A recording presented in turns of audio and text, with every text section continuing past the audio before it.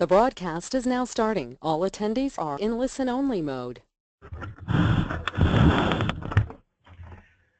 Good afternoon, and thank you for joining the second webinar in the new Grantee Orientation Series, Launching Your AFI Project. My name is Parker Cohen. I'm an Associate Director on the Savings and Financial Capability team at CFED. CFED holds the contract to provide AFI grantees with technical assistance. So in this webinar, we're going to talk about three main things: basic AFI fundamentals, AFI requirements regarding project design and considerations around these requirements, and also tools that can help you succeed as you launch your projects.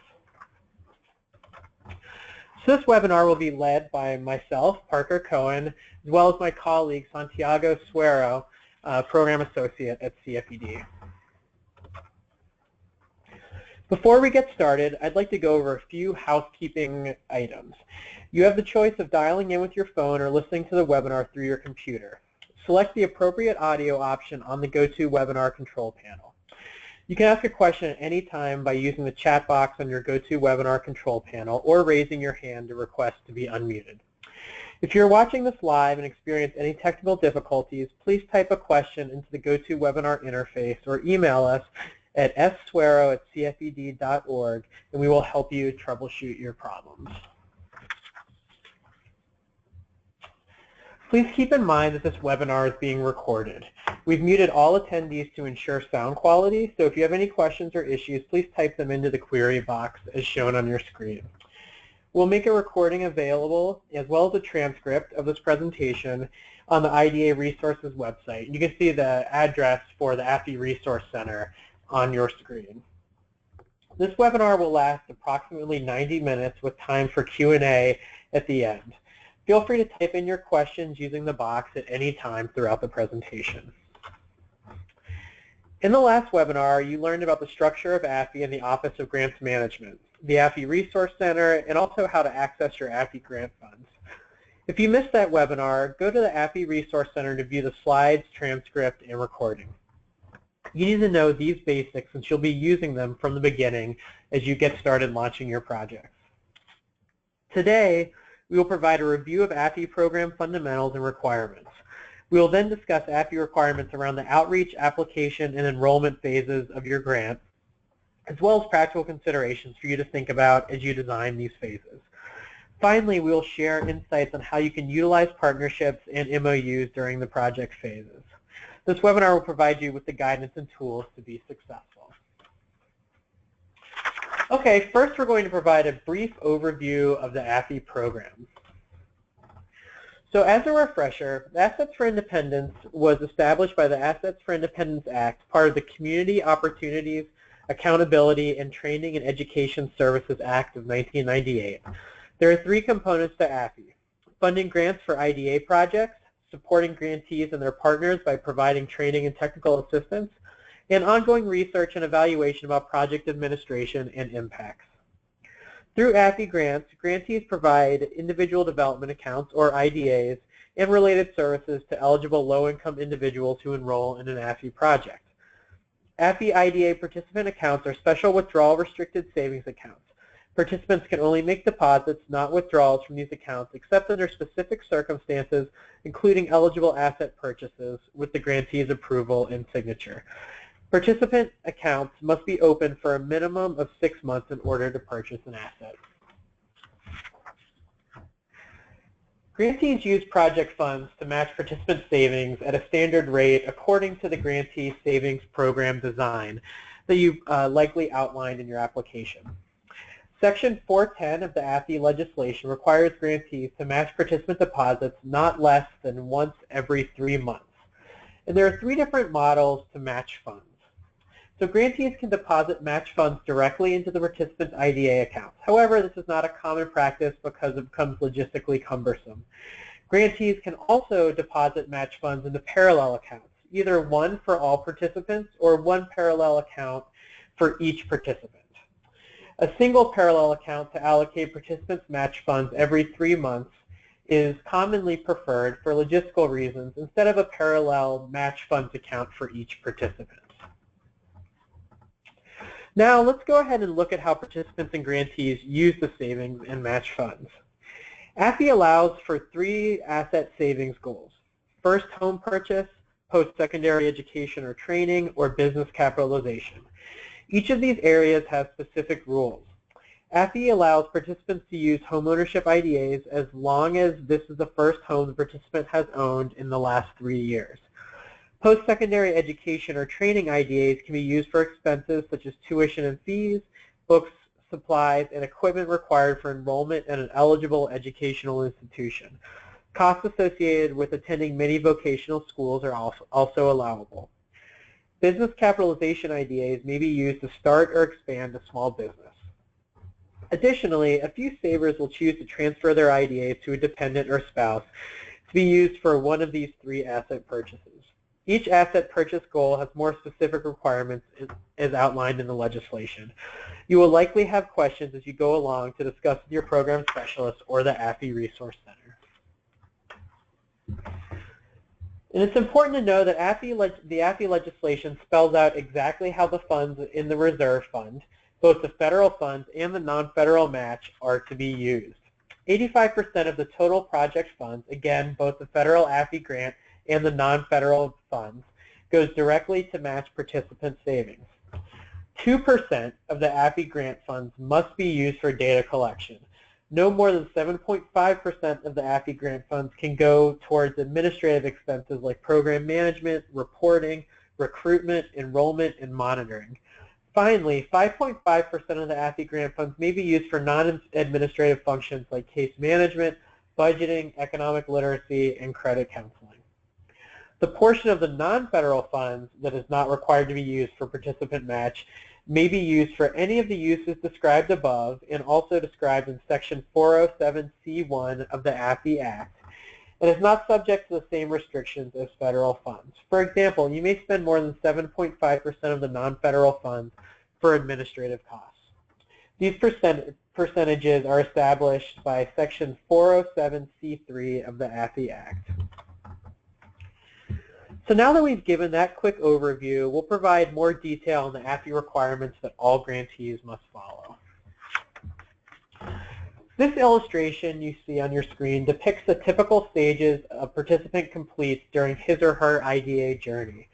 Although not all AFI IDA projects follow the exact course of steps laid out in the images on your screen, the 6 stages in a common AFI IDA project are recruitment, application, enrollment, economic education, saving, and asset purchase. It may be helpful to think about your project design in terms of all the steps an IDA participant takes. In this webinar, we will focus on requirements AFI has for grantees for the first 3 stages of this journey: recruitment, application, and enrollment. We will then offer some practical considerations as you begin to think about how best to design these stages for your IDA projects. You'll note that the text on the slides is sometimes black and sometimes orange. The black font indicates AFI requirements. These are things you must follow to be in compliance. The orange text indicates practical consideration. These are not requirements, but are important to think about as you implement your AFI grant. All AFI grantees must manage their projects in accordance with the AFI Act and federal grants policies, including the HHS Grants Policy Statement. Links to those resources are shown on your screen. Okay, we're going to start with recruitment. Note that the AFI legislation does not include any specific requirements for outreach and recruitment. However, there are several things you should think about when conducting these activities. These include determining enrollment goals, assessing target population needs, and identifying savings-ready participants. In the following slides, we'll talk more about these considerations. Before you begin outreach, however, you must first determine your enrollment goals. You'll need to calculate the number of participants your project will need to open IDAs, reach their savings goals, and make asset purchases to successfully complete the work plan in your grant application. First, determine the amount of funds allowable for savings matches. As a reminder, 85% of project funds, which is both the federal AFI grant and the non-federal funds, goes directly to match participant savings, while 2% of the AFI grant funds must be used for data collection. No more than 7.5% of the AFI grant funds can go for administrative expenses, and 5.5% of the AFI grant funds may be used for non-administrative functions like case management, budgeting, economic literacy, and credit counseling. If you spend less than the legislated percentages on administrative or non-administrative functions, you may increase the number of participants that you enroll. To figure out the number of asset purchases, you would divide the available amount for savings matches by the by the maximum match for each individual in the program as described on this slide. Okay, so let's look at an example of how this works. So for an AFI grantee with a notice of award that states that the grantee has received $100,000 in federal funds, you would, of course, first add to the $100,000 in federal funds the $100,000 in non-federal match for a total project cost of $200,000. Then if we subtract the 15%, which would be $30,000 allocated for data collection, administrative and non-administrative functions per the AFI legislation, there is $170,000 remaining for matching participant savings. The $170,000 divided by the maximum match of $4,000, that's $2,000 federal and $2,000 non-federal, will yield 42 participants for the maximum number of asset purchases. Keep in mind that it's unlikely that every participant who opens an IDA will reach the savings goal and make the asset purchase. Once you have opened enough IDAs to reach your project goal, you also need policies for retaining IDA participants and managing a group of potential eligible participants on a waiting list. It's important to meet the goals that you laid out in your grant application. While AFI does not have any rules regarding outreach and recruitment, there are several considerations which we will share that can help you design and execute an outreach and recruitment strategy best suited for your community. You can be as traditional or creative with your recruitment strategies as you would like. It is important to customize your recruitment strategy to help your community, or to customize it to your community's needs so that you find potential participants that are strong candidates. We have several tips to help you with recruitment. First, you can conduct outreach in one or multiple ways. Common outreach strategies include using printed materials such as flyers or brochures, presentations to community members or organizations, newspaper or radio ads, and also social media platforms. When considering recruitment strategies, convey basic asset building concepts to your target population first, and then put IDAs in that context. Focus on the benefits of the AFI IDA and tailor them to the needs and dreams of your target population. When designing outreach strategies, be mindful of your participants' cultural and linguistic backgrounds. For instance, if you're serving a population with limited English proficiency or low computer literacy, think about how you can tailor outreach materials so that they are accessible to the population you are serving. Use language that resonates with your target population and be aware of cultural differences. Share information about the IDA project at locations your target population frequently visits. Think about the most trusted messengers or who in the community will be best to promote your project. If you have run AFI projects in the past, think about reaching out to former project participants to share their experiences with potential applicants.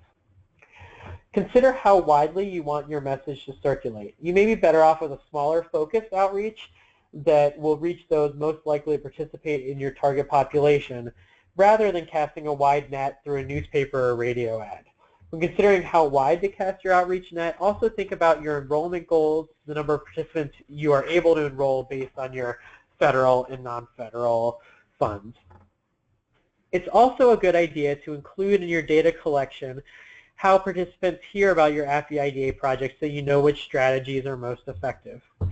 You may also consider using incentives to register participants, such as providing perks or support for training attendance, such as gift cards, raffles, refreshments, transportation vouchers, or childcare. But be careful to use non-AFI resources for incentives. In thinking about your recruitment strategy, it is also important to identify savers that are ready to participate.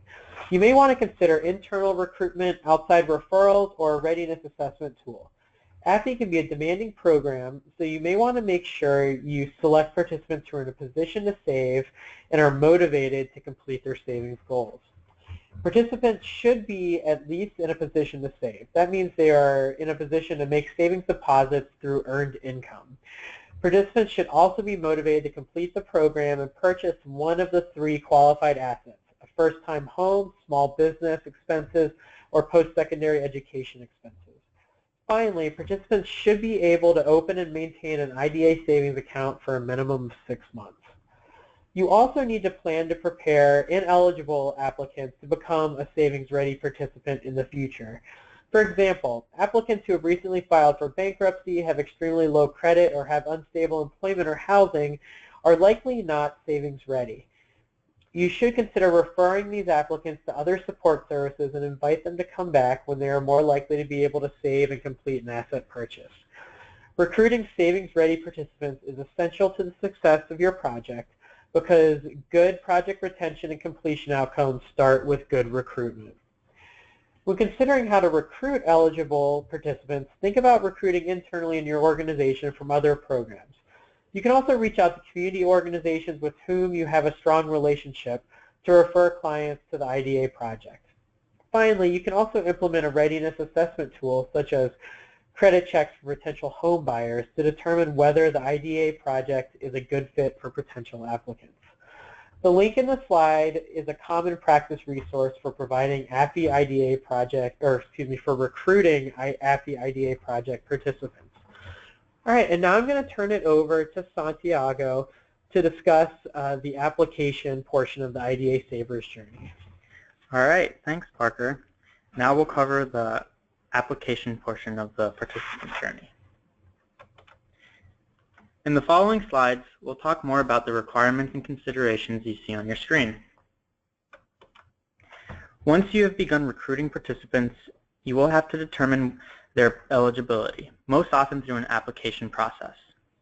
Section 408 of the AFI Act limits eligibility for participation in AFI-funded projects. Grantees are required to determine whether prospective participants meet the federal eligibility requirements for participation in the AFI projects prior to enrollment in the project. There are 2 ways to determine whether an applicant meets the income wealth criteria. The first is that any individual who is a member of a household that is eligible for assistance under their state's Temporary Assistance for Needy Families, or TANF, program is automatically eligible to enroll in an AFI IDA program.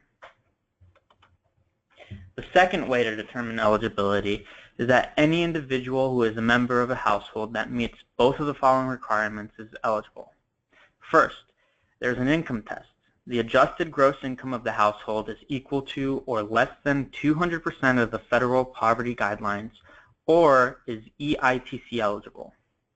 Plus, they meet the net worth test, which means that the net worth of the household as of the end of the calendar year preceding the determination of eligibility does not exceed $10,000, excluding the value of the primary residence and 1 vehicle. So just to reiterate, there are 2 ways to determine participant eligibility. 1, any individual who is a member of a household that is eligible for assistance under their state's TANF program is automatically eligible. Or 2, any individual who is a member of a household that meets the following mix of requirements is eligible. The income test or adjusted gross income of the household is equal to or less than 200% of the federal poverty guidelines, or is eligible for the EITC. And the net worth test, which is when the net worth of the household as of the end of the calendar year preceding the determination of eligibility does not exceed $10,000, excluding the value of the primary residence and 1 vehicle. Although AFI only mandates the TANF or both the income test and net worth test to determine eligibility, grantees can choose to implement additional eligibility requirements. For example, while earned income is technically not an eligibility criterion, participants may deposit only earned income into their IDAs.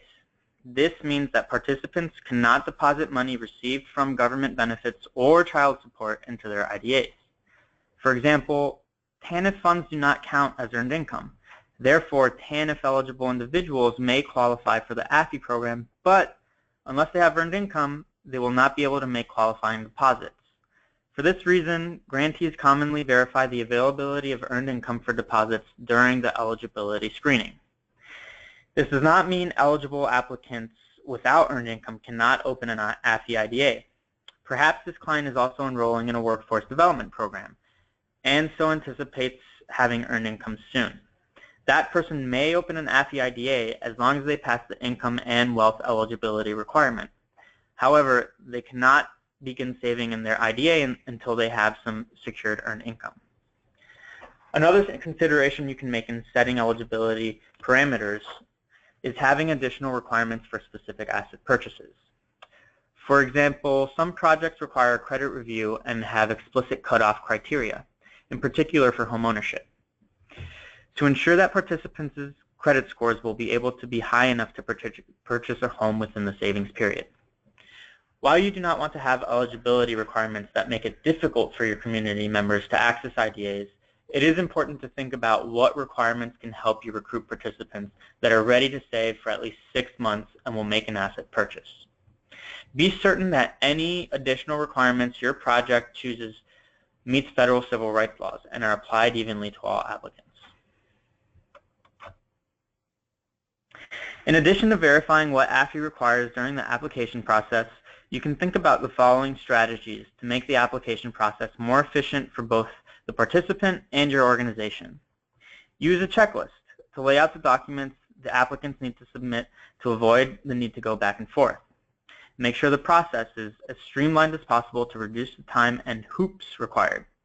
Keep your application as short as possible while still collecting the necessary information.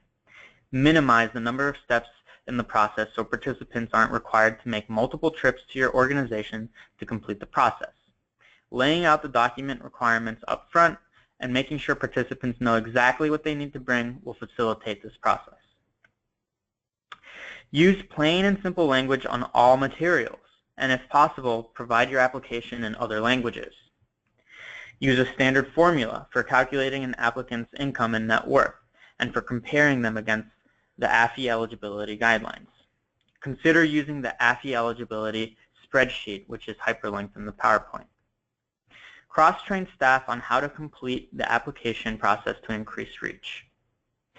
AFI does not dictate how applications are submitted and how application decisions are made, so your organization can determine what works best for your staff and community. The next step in the participant journey, and the last step we'll discuss today, is enrollment. In the following slides, we'll talk more about the requirements and considerations you see on your screen.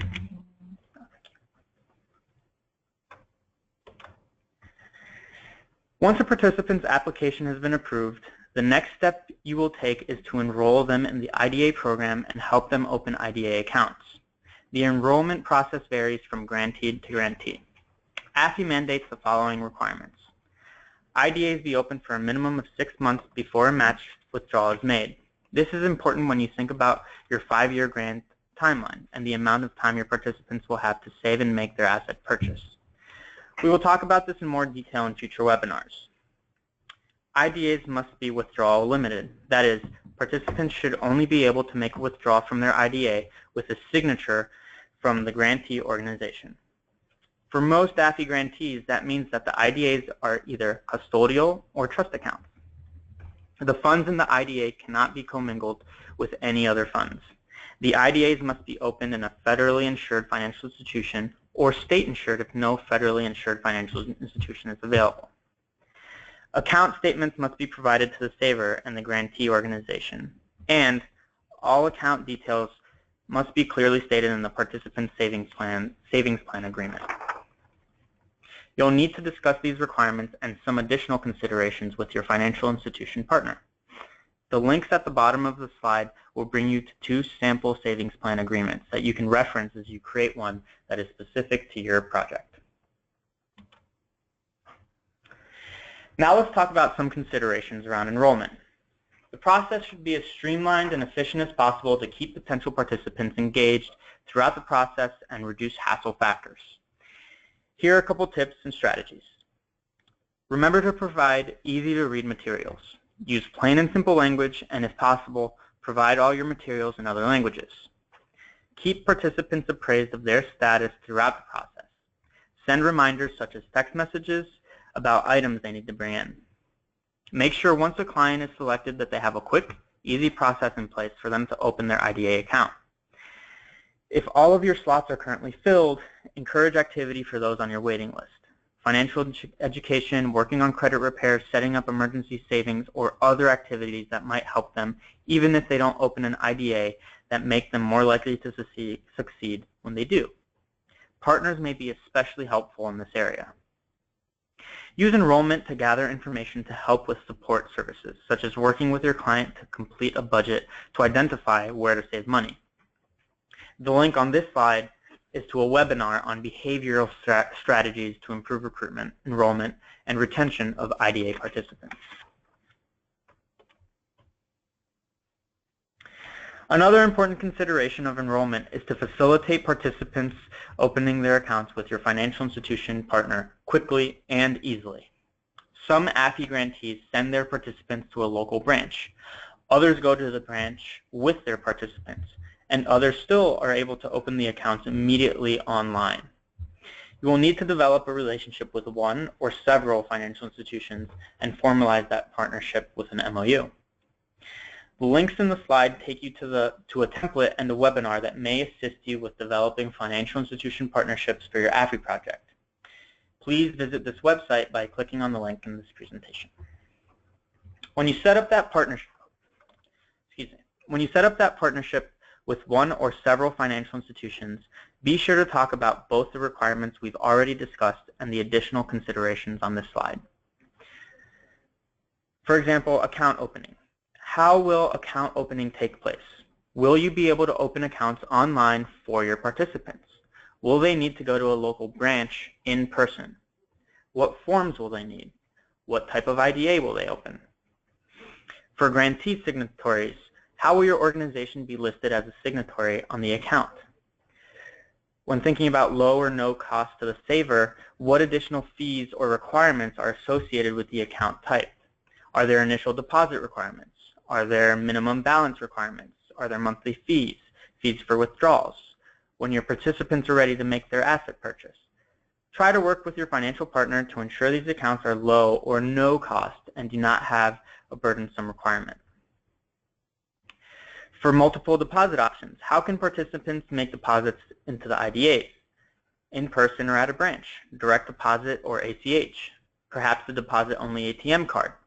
Mobile deposit through the financial institution mobile app? When thinking about convenient branch locations and hours, it is important to consider access to the financial institution.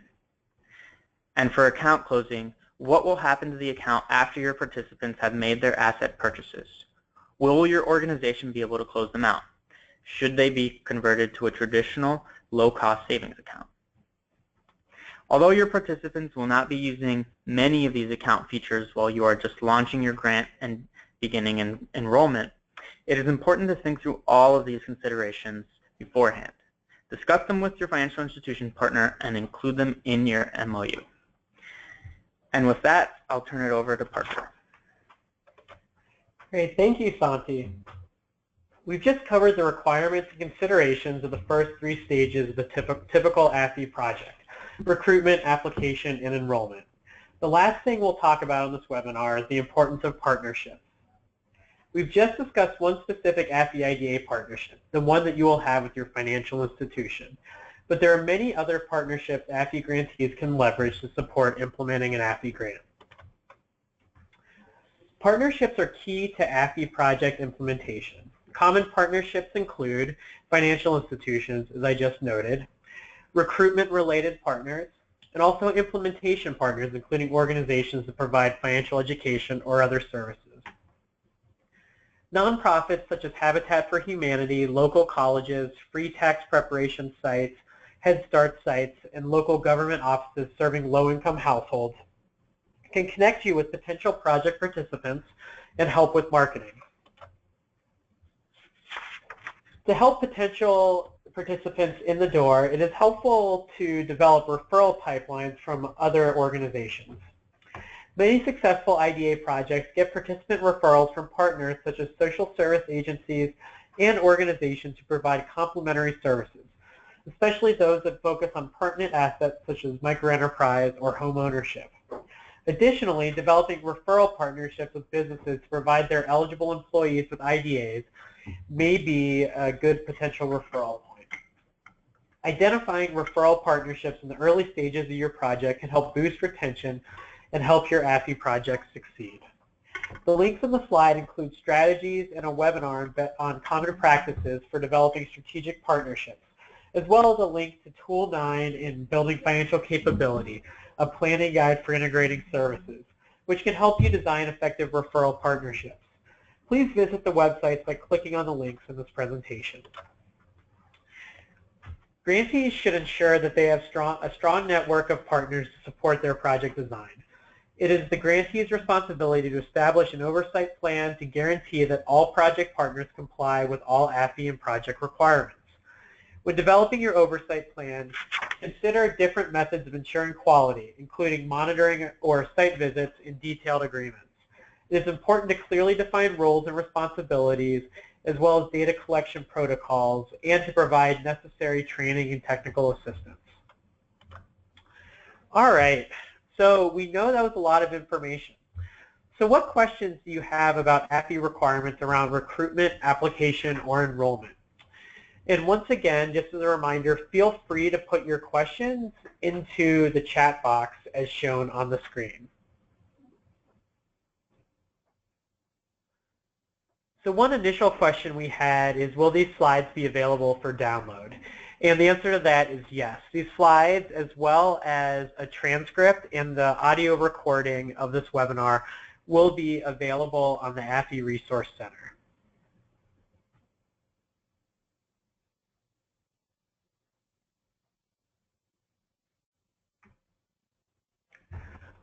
Okay, so while we're waiting for other questions to come in, I'm going to go ahead and talk about what else is coming up on the new Grantee Orientation Series. So Webinar 3, Launching Your AFI Project, Savings, Economic Education, and Asset Purchase, will be coming up on Wednesday, November 30th. And this will build off of the previous webinar by providing an overview of the following 3 steps of a typical AFI grant: savings, economic education, and AFI asset purchase. Grantees will be introduced to tools and resources for successfully launching a new AFI grant. We'll have the opportunity to ask questions about AFI project design. And the 4th webinar, Data and Reporting, will be on Wednesday, December 14th, and we'll explain the types of reports you're required to file and the reporting dates. The webinar will also include a discussion of using data to manage your project. Okay, so another question has just come up, and that is there any minimum dollar amount for each monthly deposit? So this is a great question. So first off, there is no minimum dollar amount required by AFI, and also AFI does not require monthly deposits either. The requirement around how long an account has to be open is really that the account has to be open for 6 months before a participant can make an asset purchase. However, participants are not required by AFI to deposit monthly. It is up to you as the designer of your own project to think about which requirements you would like to have around savings frequency, and that can really depend on your target population and the goals of your specific AFI project. So for example, if you work with employees that have irregular income, possibly from seasonal employment, you may want to not require monthly deposits because you know that participants will be making most of their money in certain times of the year and not other times.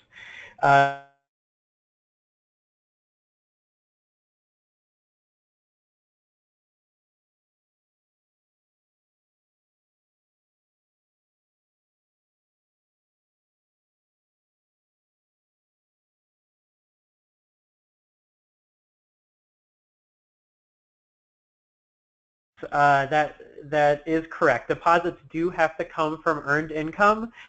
earned income is defined by the IRS. So, so that's one thing to keep in mind. You know, as Santi noted earlier, to be eligible for the AFI program, you do not necessarily have to have earned income. For example, you could be a TANF participant that does not earn income and still be eligible. But to actually make allowable deposits into your AFI IDA account, it has to come from earned income.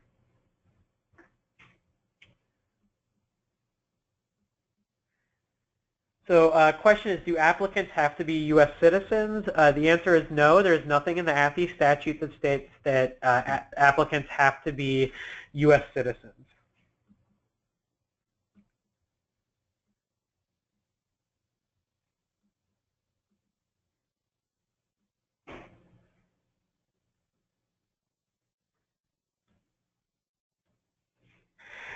There's a question about why a TANF recipient may be eligible for an IDA and someone who receives SSI or SSDI is not considered eligible. So this is a good distinction to make. So TANF, so someone who receives SSI or SSDI may be eligible.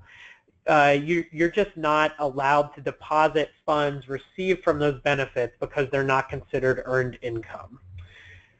So, and the same thing with TANF. TANF recipients TANF, those that are eligible for TANF are automatically eligible to be participants in AFI, but the funds they get from TANF cannot be used as earned income. So that's are not considered earned income, so they cannot be used for deposits. So that's a great question. Okay, and there are a couple of really project specific questions that we will follow up with you individually on. So if I'm not answering your question right now, that's okay. We will follow up with you. And here's a question, among current AFI grantees, what is the average requirement for deposits? Example, every month, every 3 months, etc. I think it's really common for AFI grantees to put in their savings plan agreement that participants are expected to deposit monthly. But however, just because that is common does not mean that that's the right thing for you to do considering your AFI project and your target population. So I would really caution you to think about what you think is best for given your organization's desires and your participants' needs when considering questions such as deposit frequency and any requirements you make.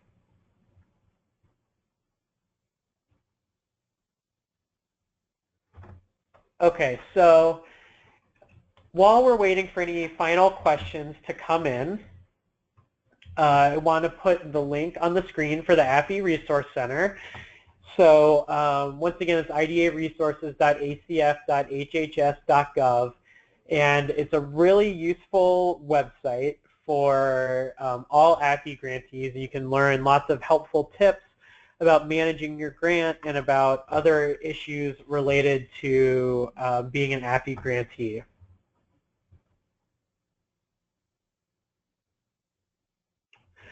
So if each spouse enrolls in the program, what is the maximum amount of allowable match per household? So that's a really good question. So it's a maximum of $2,000 federal dollars in match per individual or $4,000 per household.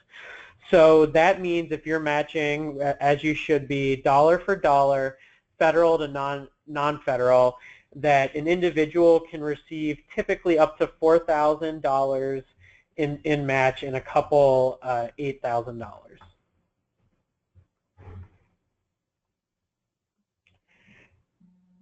Great. So that appears to be all the questions we have at this time. And if once again, if your question didn't get answered, we're going to reach out to you individually. But thank you all for participating today. It's a great turnout, and congratulations if you've recently received a new AFI Grant Award. And I hope you have a great rest of your day, and happy Thanksgiving next week.